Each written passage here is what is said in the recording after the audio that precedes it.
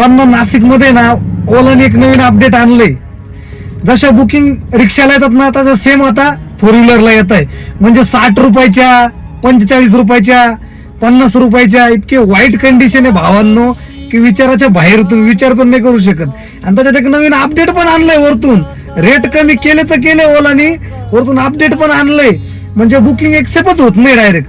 जी Nashik एअरपोर्टची booking असो किंवा त्र्यंबकेश्वरची असो ती बुकिंगच एक्सेप्ट नाही होऊ राहिली. बाकी 110, 100, 80 रुपयाची एक्सेप्ट होता. ज्या भारीतल्या बुकिंग आहे ना 700, 800 रुपयाच्या त्या बुकिंगच एक्सेप्ट होत नाही भावांनो. इतके वैतागले ना सगळे टॅक्सी ड्रायव्हर. हे खरंच बंद झालं पाहिजे कुठेतरी भावांनो. स्क्रीनवर दिलेलं आहे ना हेच ते अपडेट आहे नवीन. वैतागून टाकले डायरेक्ट, बुकिंगच एक्सेप्ट होत नाही. म्हणजे रिक्षा सारखा मोबाईल हातात ठेवायचा आणि दाबत राहायचं बुकिंग आल्यावर. वन टाइम 4-5 जणांना जाणार ती बुकिंग.